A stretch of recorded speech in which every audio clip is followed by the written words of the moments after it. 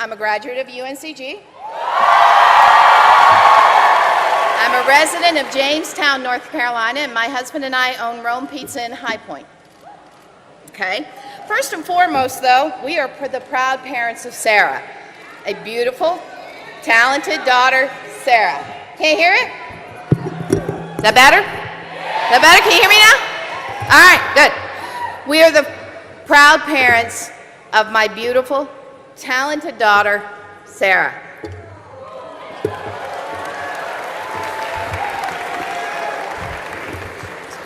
Back in 1995, we welcomed Sarah into this world a little bit early. She was premature. Our doctors put her through tests, and she did not respond to the hearing screen. Sarah was born deaf. As new parents, we were determined to do everything in our power to help her learn spoken language. Over the next several years, we invested in hearing aids, therapy, and surgery. These treatments did not come cheap, as most of you know. And the bills began to pile up. Frankly, because of our insurance didn't cover these expenses, and I had to leave my job to stay home with Sarah, we were struggling to get by. That changed when Sarah's pediatrician told me that I should apply for the state children's health insurance program, the SCHIP. We did, and we qualified. Surprisingly, we did. I didn't know at the time, but the insurance program was the product of First Lady Hillary Clinton and her bipartisan efforts to extend health care to children across America.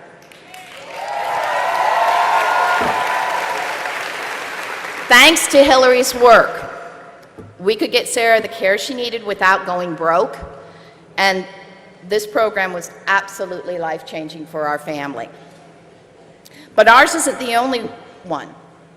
Many stories that illustrate how Hillary's SCHIP program has improved the lives of families all across the country. In fact, to this day, SCHIP has benefited more than 8 million children in America, including 200,000 children here in North Carolina.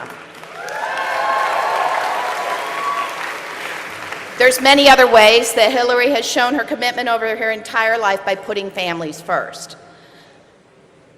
As a young lawyer, Hillary worked with the Children's Defense Fund to help garner support for historic legislation that requires the state to provide quality education to children with disabilities, like my daughter. As First Lady of Arkansas, she implemented a program to promote early childhood education. As a U.S. Senator, Hillary helped write legislation to recruit and retain high-quality educators to improve the safety of pediatric medications. Now, Hillary knows our families are stronger when the economy is stronger,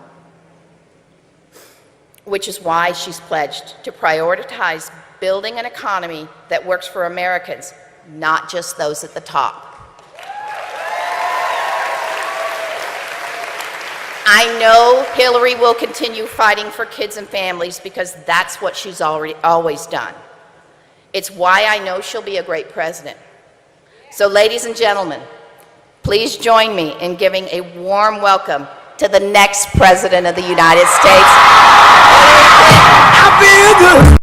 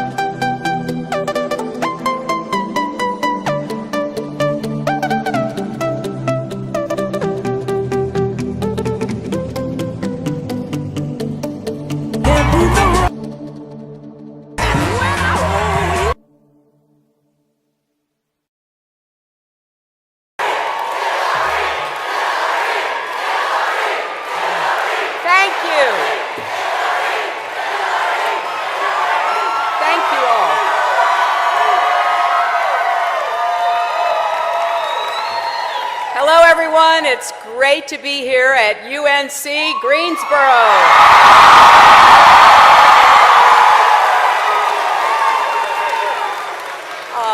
I want to thank Martha for that wonderful introduction. It means so much to have her here, along with her wonderful daughter, Sarah, and her mother, Barbara.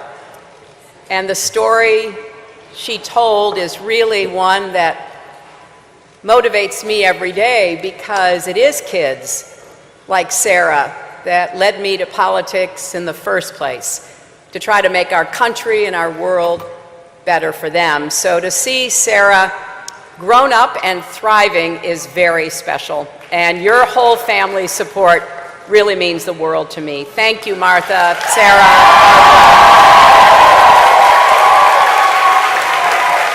I have to say, it's great to be back on the campaign trail.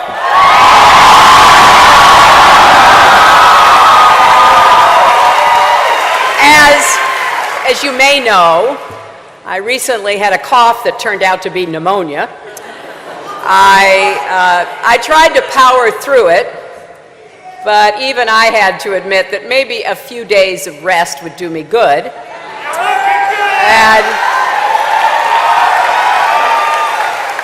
I'm not great at taking it easy, even under ordinary circumstances, but with just 2 months to go until Election Day,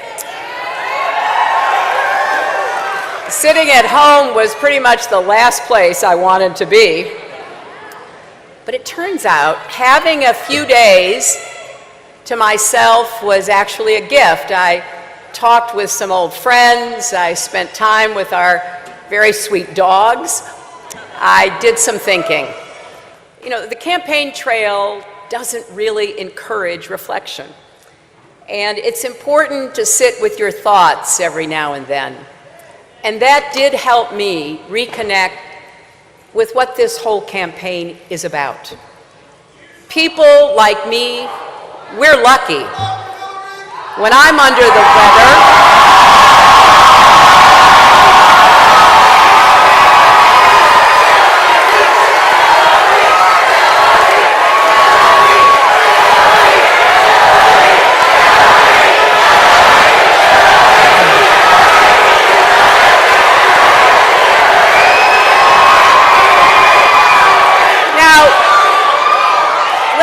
I just want to have a conversation, and other people can wave their arms and their signs, but I want you to think with me for a minute about how I certainly feel lucky. When I'm under the weather, I can afford to take a few days off. Millions of Americans can't. They either go to work sick or they lose a paycheck, don't they? Lots of Americans still don't even have insurance, or they do, but it's too expensive for them to actually use. So they toss back some Tylenols, they chug orange juice, and they hope that the cough or the virus goes away on its own.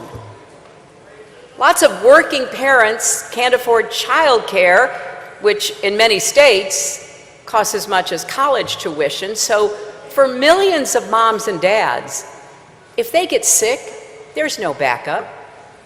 They're on their own, aren't they? That's a story for too many people still in America. When illness strikes or an accident happens, you feel you're on your own. If you lose your job or can't afford college, you're on your own. If your aging parent starts needing more help and you don't know what to do, you're on your own. Life events like these are catastrophic for some families, but mere bumps in the road for others. I have met so many people living on a razor's edge, one illness away from losing their job, one paycheck away from losing their home. And that goes against everything we stand for as Americans, because some things should not come down to luck. Some things should be within reach for everyone, no matter what.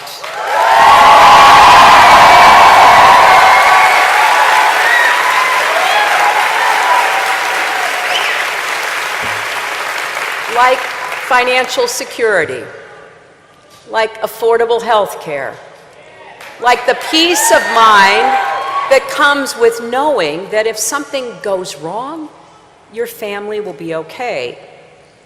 And above all, the knowledge that no matter what, your president is fighting for you and will always have your back.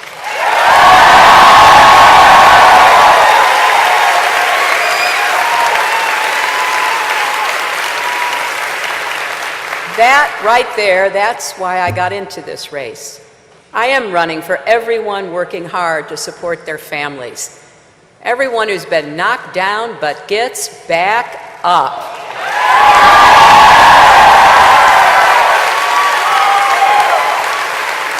The factory workers on their feet all day and the nurses looking after patients all night. I'm running for young people like so many of you here who dream of changing our world for the better, and for all the parents and grandparents supporting those dreams by dedicating every dollar they can spare to your education.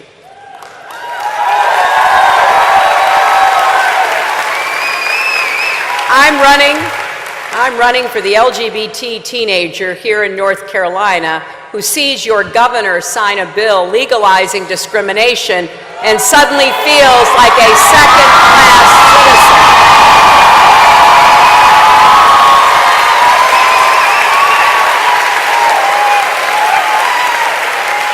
And if anyone wonders what the costs of discrimination are, just ask the people and businesses of North Carolina. Look at what's happening with the NCAA and the ACC. This is where bigotry leads, and we can't afford it, not here, not anywhere else in America.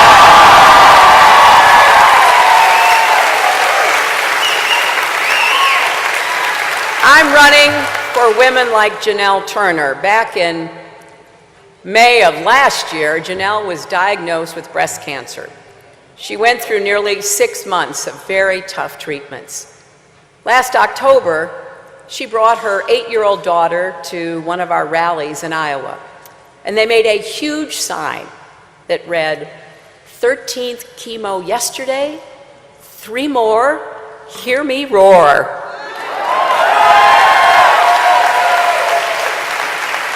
Wouldn't you want to meet the woman behind that sign? Well, I sure did. So we got talking and we've stayed in touch.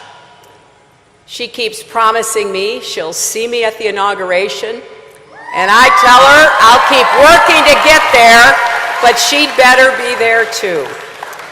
I'm running for her and all the mothers and fathers trying to get and stay healthy so they can be there for their kids. But perhaps most of all, I'm running for those kids.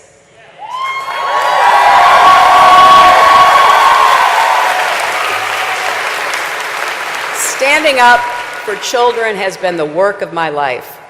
As a lawyer with the Children's Defense Fund, as First Lady in Arkansas, in the White House, as a senator, I have fought for kids housed in adult jails, kids who've been neglected and abused, kids who couldn't get health insurance because of pre-existing conditions, kids with disabilities so they could go to school.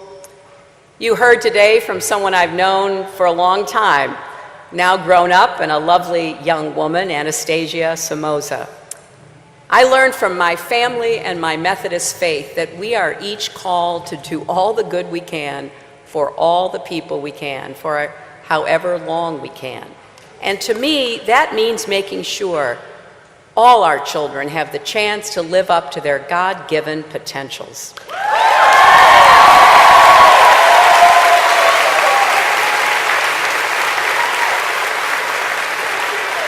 So when I meet a little girl in Nevada, terrified that her parents are going to be deported, it hits me right in the gut. When I meet a little boy in Flint, Michigan, who can't drink the water at home or in school because it's poisoned with lead, that gets me going. All I want to do is get to work, making things better for them. That's why I care so much about national security, too. I want to give our kids a safer world. To me, that means a world with strong allies, more friends, fewer enemies, and fewer nuclear weapons.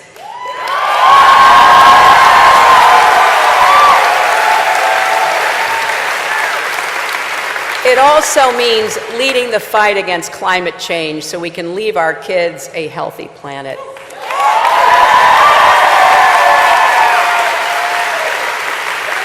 My opponent in this race disagrees with me on every.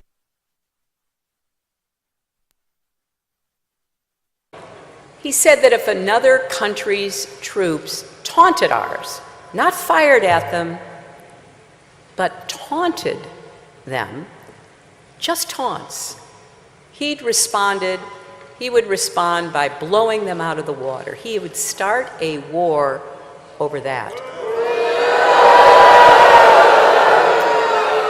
That is just one more reason, my friends, why the stakes in this election are as high as any in our lifetimes. You know, I've been involved in politics in one way or another for many years. It is not an easy business. It can get rough, and I've built up some defenses. When it comes to public service, I'm better at the service part than the public part. But this is why I do it, and this is who I'm in it for, to make life better for children and families. And that's what this race has always been about for me. Well, now we're in the final stretch.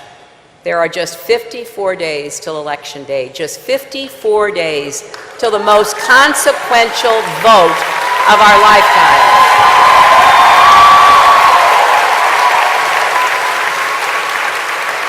And just a little more than a month until early voting starts here in North Carolina. Let's make these days count, particularly here, because you know what your governor and legislature tried to do. Make it harder for young people to vote, harder for people of color, harder for people with disabilities, harder for the elderly. There can't be any more motivation than that to make sure every young person, every person of color, every person with a disability, every older person turns out and votes.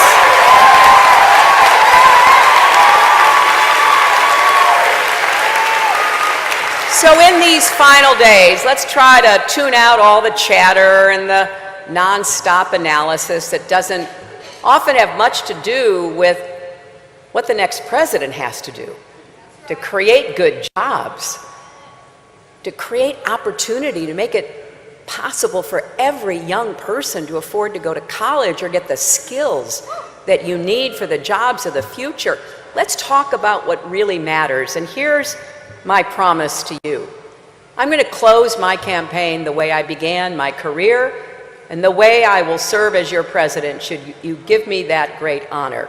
Focused on opportunities for kids and fairness for families. Next week, I'll go to Philadelphia to talk about challenges facing our young people.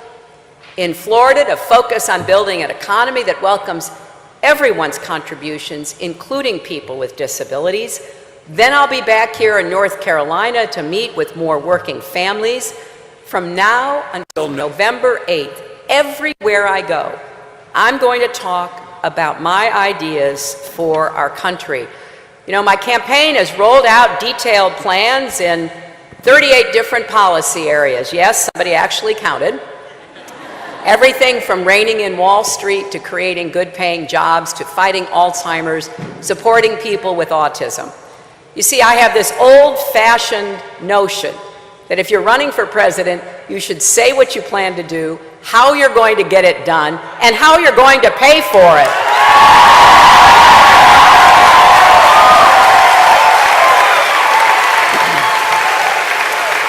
You can read it all on my website, HillaryClinton.com. We even put it in a new book called, you guessed it, Stronger Together.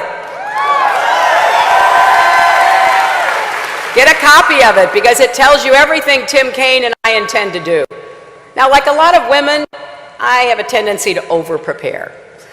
I sweat the details, whether we're talking about the exact level of lead in the water in Flint, or how many North Carolina kids are in early enrichment programs, or the precise interest rate on your student loans, right down to the decimal.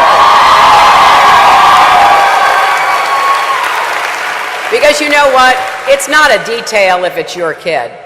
It's not a detail if it's your family. It's a big deal. And it should be a big deal to your president.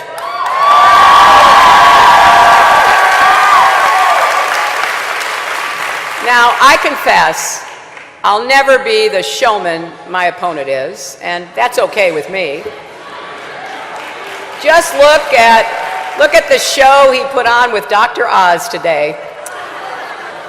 But I am going to deliver for you and your family just like I did for Sarah all those years ago with the Children's Health Insurance Program that gave her the chance to be the extraordinary young woman she is. And I'll tell you something else. People accuse me of all kinds of things. You probably have seen that. But nobody ever accuses me of quitting. And I will never give up. I'll never walk away, no matter how tough the going gets. I'm actually asking Americans to hold me accountable for my ideas and hold my opponent accountable for his. We don't need a president who says the minimum wage is too high. We need a president who knows that Americans deserve a raise to get to a living wage. We don't need a president who wants to take away people's health coverage. We need a president who wants everyone to have quality, affordable health care. And we don't need a president who apparently thinks only married people deserve paid leave and only mothers ever stay home with the kids. We don't need someone who rushes out a half-baked plan just weeks before an election after decades of ignoring or putting down working moms. We need a president who has spent years fighting for these issues, who has a plan to support all families in all their various shapes. Ask yourself which candidate you can count on to be on your side. Respect your family. Stand up and fight for you and your kids.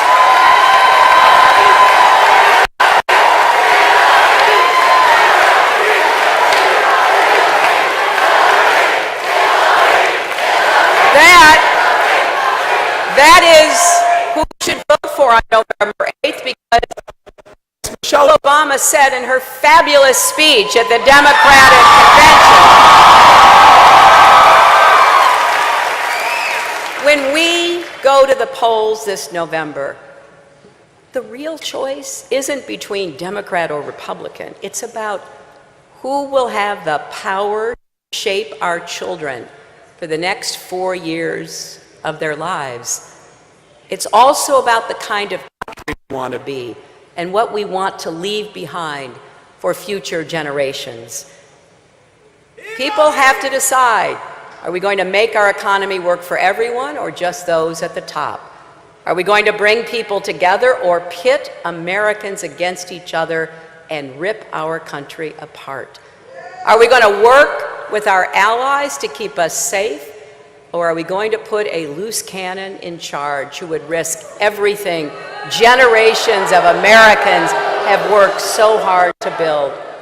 Now, I have a lot of confidence in the American people and in our country. My opponent keeps running us down, saying we're weak, a disaster, an embarrassment.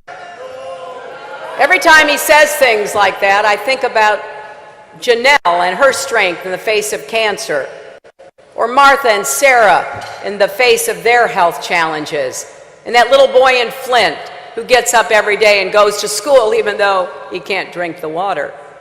See, my opponent has America all wrong.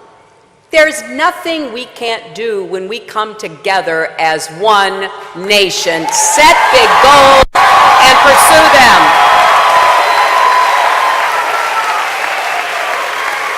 And the American dream is big enough for everyone to share in its promise. So if you believe the minimum wage should be a living wage, that no one who works full-time should have to raise their child in poverty, join us. If you believe that every man, woman, and child in America has the right to affordable health care, and women should be free to make our own health decisions, join us.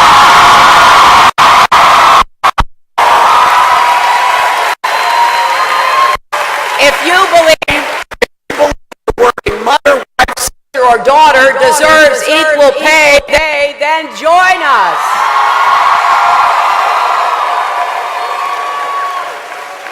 Get involved these last 55 days. Go to HillaryClinton.com or text JOIN, J-O-I-N, to 47246. We need volunteers right here in North Carolina. We can't do this without you. And remember, the presidential race isn't the only one this fall. We've got a lot of important statewide races. Let's come together and send Deborah Ross to represent the people in the Senate. Starting on October 20th, you can register and vote early at the same time at any one-stop early voting site in your county. So the heat is on. Spread the word. Tell your friends, your family, your neighbors. If you share our vision for America's future, come be part of helping us shape it. We do not have a minute to lose. So many blessings. Now it's our job to deliver on those and to make sure every single person, and particularly every child, no matter who they are, what they look like, or who they love, is part of the American dream now and way into the future. Let that be our message. Let that be our mission. Please come out and help us fight. Fight for you. Fight for our children. Fight for our families. Let's make America all that it should be. Thank you, and God bless you.